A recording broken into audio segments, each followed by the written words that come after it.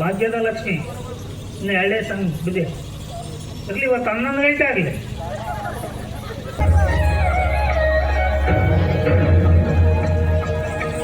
ಭಾಗ್ಯದ ಲಕ್ಷ್ಮೀ ಬರಮ್ಮ,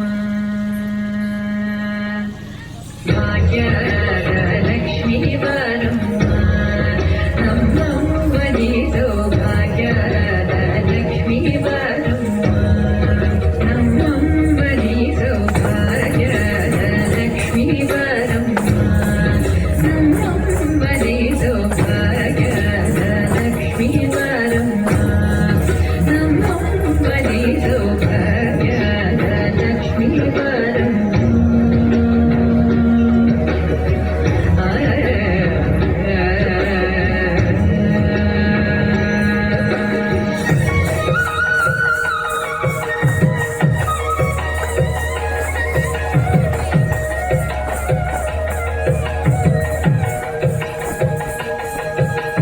ಹೆಜ್ಜೆಯ ಮೇಲೆ ಹೆಜ್ಜೆಯ ನಿಕ್ಕುತ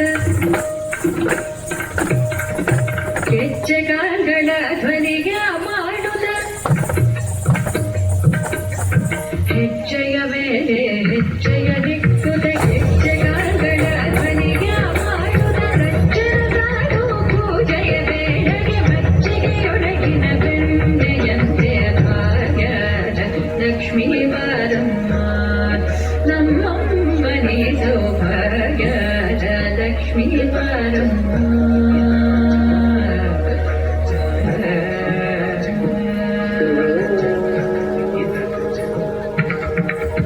ಸಕ್ಕರೆ ಸೂಪರ ಕಾಲುವೆ ಹರಿಸಿ ಶುಕ್ರವಾರದ ಪೂಜೆಯ ವೇಳೆಗೆ ಅಕ್ಕರೆಯುಳ್ಳ ಅಲಗಿರಿ ರಂಗನ ಚೊಕ್ಕ ಪುರಂದರ ವಿಠಲನ ರಾಣಿ ಭಾಗ್ಯದ ಲಕ್ಷ್ಮೀ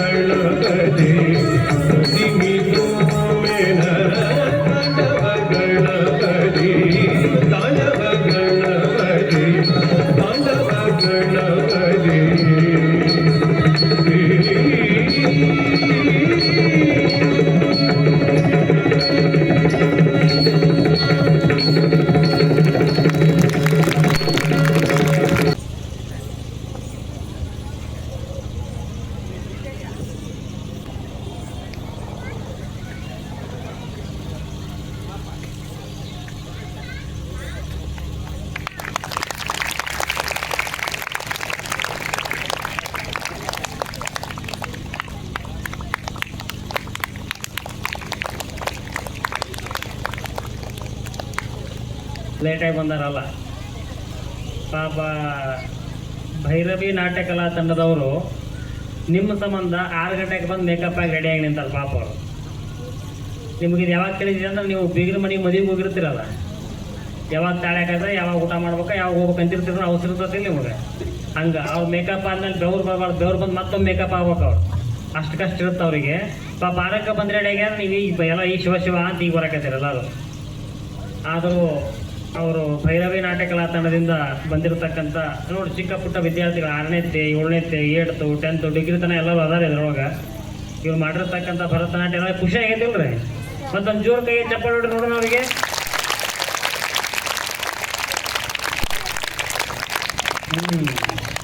ಕಲೆಗಾರನಿಗೆ ಪ್ರೋತ್ಸಾಹ ಏನು ಹೇಳ್ರಿ, ನಾವು ಕೊಡ್ತಕ್ಕಂಥ ಪ್ರೇಕ್ಷಕರ ಒಂದು ಚಪ್ಪಾಳೆನ ಅವ್ರಿಗೆ ಇನ್ನಷ್ಟು ಮುಂದೆ ಹೋಗ್ಲಿಕ್ಕೆ ಅನುಕೂಲ ಆಗ್ತದೆ. ತಿಳಿತಿಲ್ರಿ, ಹಿಂಗೆ ವರ್ಷ ಬರ್ತಾರಂತವ್ರು ಇವ್ರ ಮೇಲಿಂದ.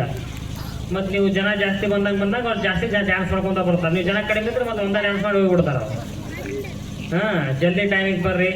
ನೀವೆಲ್ಲ ವರ್ಷ ನಿಮ್ಗೆ ಕೊಟ್ಟರ ಸ್ವಾಮಿ ಮಠದ ವೇದಿಕೆ ಯಾವಾಗಲೂ ನಿಮ್ಗೆ ಖಾಲಿಯಾಗಿರ್ತೈತಿ. ನೀವು ವರ್ಷ ಬಂದಾಗಿ ನಮ್ಮ ದೇವ ಪುರಾಣದಾಗ ಬಂದು ನೀವೆಲ್ಲರೂ ಕುಡ್ಕೊಂಡು ಮುಂದಿನ ಸಲ ಬರ್ಬೇಕಾದಾಗ ದೇವಿ ಬಗ್ಗೆ ಒಂದು ಯಾವುದಾದ್ರೂ ಡ್ಯಾನ್ಸ್ ಮಾಡಿ ಪ್ರಿಪೇರ್ ಮಾಡಿ ಕರ್ಕೊಂಡು ಬರ್ರಿ. ಇವರೆಲ್ಲರೂ ನೀವೆಲ್ಲ ತಯಾರಾಗಿ ಬರ್ರಿ.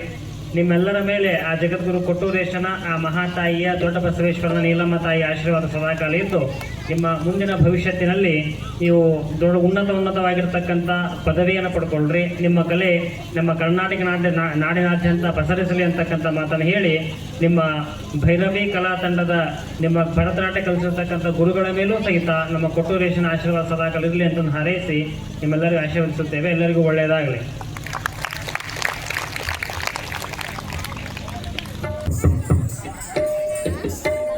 ಇಲ್ಲಿ ಕೇಳ್ರಿಲೆ, ಅಭಿಷೇಕ್ ಪೂಜಾರಿ ಎಂಬಂತಹ ವ್ಯಕ್ತಿ ನಾ ಏನು ಅಭ್ಯಾಸ ಮಾಡ್ತೀನಿ ಅಂತ ಕೇಳಿದೆ. ಬುದ್ಧಿ ನಾನು ಬೇಲ್ದಾರ್ ಕೆಲಸ ಮಾಡ್ತೀನಿ ರೀ. ಅಂದ್ ಬೇಲ್ದಾರ್ ಅಂತ ಗೊತ್ತಾಗತ್ತೆ ನಿಮಗೆಲ್ಲ, ಕಟ್ಟಡ ಕಟ್ತಕ್ಕಂಥ ಮೇಸ್ತ್ರಿ. ಬೇಲ್ದಾರ್ ಕೆಲಸ ಮಾಡ್ಕೊಡ್ತಕ್ಕಂಥ ವ್ಯಕ್ತಿ ಇವತ್ತು ಭರತನಾಟ್ಯ ಮಾಡಕ್ಕಂತ ಅರ್ಥ ಮಾಡ್ಕೊಳ್ರಿ. ಕಲೆ ಯಾರು ಗೊತ್ತಲ್ಲ, ಅರ್ಥ ಮಾಡ್ಕೊಳ್ರಿ. ನಾವೆಲ್ಲ ಚೆನ್ನಾಗಿ ಹೈ ಲೆವೆಲ್ ಎಜುಕೇಶನ್ ತೊಗೊಂಡು ಆಟ ಮಾಡಿದ್ರು ನಾವೆಲ್ಲ ಅನ್ಕೊಂಡಿದ್ವಿ. ನೋಡ್ರಿ, ಮಣಿ ಕಟ್ಟತಕ್ಕಂಥ ವ್ಯಕ್ತಿ ನಿಮ್ಮೆಲ್ಲರ ಮನಸ್ಸು ಕಟ್ಟಾಗಿ ಭರತನಾಟ್ಯ ಮಾಡಕತ್ತಾನಂದ್ರ ನಮ್ಮೆಲ್ಲರೂ ಇನ್ನೊಂದು ಜ್ವರ ಚಪ್ಪಳಿ ಬಿಡ್ರಿ ಅವನಿಗೆ. ಮುಂದೆ ಹಿಂಗ ದೊಡ್ಡ ದೊಡ್ಡ ವೇದಿಕೆಗಳು ಅವನಿಗೆ ಸಿಗಲಿ.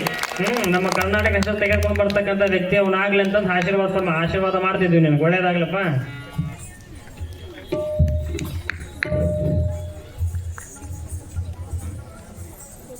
ಈ ಒಂದು ಕಾರ್ಯಕ್ರಮದ ಅಂಗವಾಗಿ ಇಂದಿನ ದಾಸೋಹ ಸೇವೆಗೈದ ಶ್ರೀಯುತ ಬದ್ರಿಗೌಡರು ಹಾಗೂ ಶಾಂತವೀರ್ ಸ್ವಾಮಿ ಅವರ ಬಳಗದವರು ಬಂದು ಪೂಜ್ಯರಿಗೆ ಹಾಗೂ ಸಂಗೀತ ಬಳಗದವರಿಗೆ ಮಾಲಾರ್ಪಣೆ ಮಾಡಬೇಕು. ಪ್ರಥಮವಾಗಿ ಬದ್ರಿಗೌಡರು.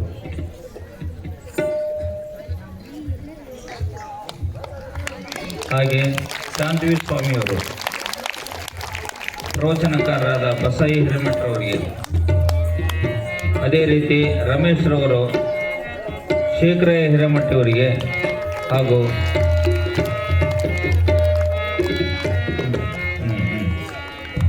ಹಾಗೆ TM ಬಸವ ಇವರು ನಮ್ಮ ನಾಗನಗೌಡರು ಅವರಿಗೆ, ಹಾಗೆ ಕಲಾವಿದರಿಗೆ ಇವರು ಭರತನಾಟ್ಯ ಮಾಡಿದ ಕಲಾವಿದರಿಗೆ ಇಲ್ಲಿಯ ನಮ್ಮ ಮಠದ ಅಭಿಮಾನಿಯಾದ ಎಂ ರುದ್ರಪ್ಪ ಇವರು ಅವರು 500 ರೂಪಾಯಿ ಕಾಣಿ ಕೊಟ್ಟಿರುತ್ತಾರೆ.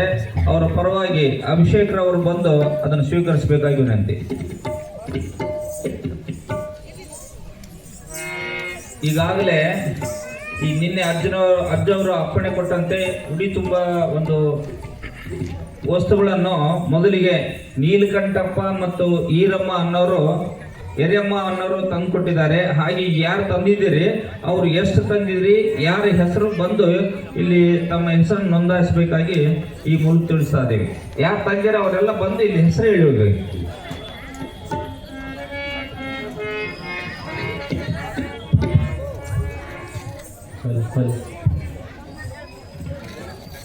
ಈಗ ಎದ್ದು ಬರ್ಬೇಡ್ರಿ, ಹೆಸರು ಹೇಳೋದು ಆನೆ ಹೇಳುವಂತ್ರಿ.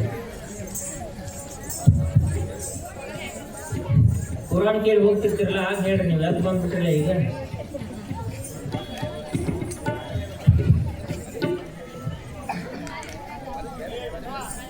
ಪ್ರಾರಂಭ ಮಾಡೋಣ್ರಿ. ಶಿವಸಾಂಬ ಜೈ ನಮಃ ಪಾರ್ವತಿ ಹರ ಹರ ಮಹಾದೇವ. 4ನೇ ಅಧ್ಯಾಯದೊಳಗ ಚಿದಾನಂದ ಅವಧೂತರು 3ನೇ ಅಧ್ಯಾಯದೊಳಗ ಏನು ಮಧುಕೈಟಭರ ಸಂಹಾರ ಆದರೂ ಆ ಮಧುಕೈಟಭರ ಸಂಹಾರದ ನಂತರ ಯಾವ ಮಧುಕೈಟಭರನ್ನ ಬ್ರಹ್ಮದೇವನು ತನ್ನ ಸುದರ್ಶನ ಚಕ್ರದಿಂದ ಅವರ ರುಂಡಗಳನ್ನ ಕಡಿದಿದ್ದನೋ ಆ ಮಧುಕೈಟಭರಿಂದನೇ ಈ ಪೃಥ್ವಿ ಅಂತಕ್ಕಂಥದ್ದು ಹುಟ್ಟುತ್ತದ. ಆ ಮಧುವಿನ ಮಿದುಳು ರಕ್ತ ಹೆಪ್ಪುಗಟ್ಟಿ ಆಗ ಈ ಪೃಥ್ವಿ ಹುಟ್ಟದ. ಅದಕ್ಕೆ ಈ ಪೃಥ್ವಿಗೆ ಹೆಸರು ಏನು ಬರ್ತಂತಂದ್ರೆ ಮೇದಿನಿ ಅಂತಕ್ಕಂಥ ಹೆಸರು ಕೂಡ ಈ ಪೃಥ್ವಿಗೆ ಬರ್ತದ. ಕಾರಣ ಮಧುಕೈಟರ ಮಿದುಳಿನ ರಕ್ತ ಹೆಪ್ಪುಗಟ್ಟಿದಿಂದ ಈ ಪೃಥ್ವಿ ಹುಟ್ಟದ. ಯಾವಾಗ ಪೃಥ್ವಿ ಹುಟ್ಟಿತೋ ಇಲ್ಲಿ ಏನು ಮಧುಕೈಟವರ ದೊಡ್ಡ ದೊಡ್ಡ ಎಲುಬುಗಳು ಏನು ಸಾವಿರ ಕಿಲೋಮೀಟರ್ ಗಟ್ಟೆ ಹೋಗಿ ಬಿದ್ದಿದ್ವಲ್ಲ ಅವೆಲ್ಲ ದೊಡ್ಡ ದೊಡ್ಡ ಪರ್ವತಗಳಾಗ್ತಾವ. ಸಣ್ಣ ಸಣ್ಣ ಎಲುಬುಗಳು ಸಣ್ಣ ಸಣ್ಣ ಪರ್ವತಗಳಾಗ್ತಾವ. ಹಿಂಗ ಮಧುಕೈಟಭರಿಂದನೇ 14 ಲೋಕಗಳು ಉದ್ಭವ ಆಗ್ತಾರ. ನರರು, ಮಾನವರು, ಜೀವ ಇವು ಎಲ್ಲವೂ ಕೂಡ ಹುಟ್ಟಿರ್ತಕ್ಕಂಥದ್ದು ಯಾವಾಗ ಅಂತಂದ್ರೆ ಅದು ಮಧುಕೈಟಭರ ಸಂಹಾರದ ನಂತರ ಈ ಎಲ್ಲ ಜೀವರಾಶಿಗಳು ಹುಟ್ಟಿದ್ವು. ಅದಾಗಿ ಈ ಜೀವರಾಶಿಯೊಳಗ ಆದಿಶಕ್ತಿ ಆಗ್ಲಿ ಇವೆಲ್ಲ ತ್ರಿಕಾಲಜ್ಞಾನಿಗಳು ಇವರೆಲ್ಲ ಮಹಾತ್ಮರು ಸಂತರು ನಾವ್ ಏನ್ ಜೀವರಾಶಿಗಳಂತ ಕರಿತೀವಲ್ಲ, ಎಷ್ಟು ಜೀವರಾಶಿಗಳದಾವ್ರಿ? 84 ಲಕ್ಷ ಜೀವರಾಶಿಗಳು ಈ ಬ್ರಹ್ಮಾಂಡದೊಳಗ ಅದಾವ. ಈ 84 ಜೀವರಾಶಿಯೊಳಗ ಅಂಜಡ, ಶ್ವೇತಜ, ಉಜ್ಜಡ ಮತ್ತು ಪಿಂಡಜ ಅಂತಕ್ಕಂತ ಒಂದೊಂದು 21 ಲಕ್ಷ ಹಿಡಿದು 84 ಲಕ್ಷ ಜೀವರಾಶಿಗಳು ಆಗಿದ್ದಾವ. ಇವು ಎಲ್ಲ ಹುಟ್ಟಿರ್ತಕ್ಕಂಥದ್ದು ಆ ಮಧುಕೈಟಭರ ಸಂಹಾರದ ನಂತರ. ಯಾವಾಗ ಮಧುಕೈಟಭರ ಸಂಹಾರ ಆಯ್ತು ಈ ಎಲ್ಲ ಒಂದು ಪೃಥ್ವಿ ಪ್ರಾರಂಭ ಆಯ್ತು, ದೇವಾನು ದೇವತೆಗಳು ಹುಟ್ಟಿದ್ರು, ಮಾನವ ಜನ್ಮ ಅಂತಕ್ಕಂಥದ್ದು ಪ್ರಾರಂಭ ಆಯ್ತು, ಜೀವಿಗಳ ಪ್ರಾರಂಭ ಆಯ್ತು.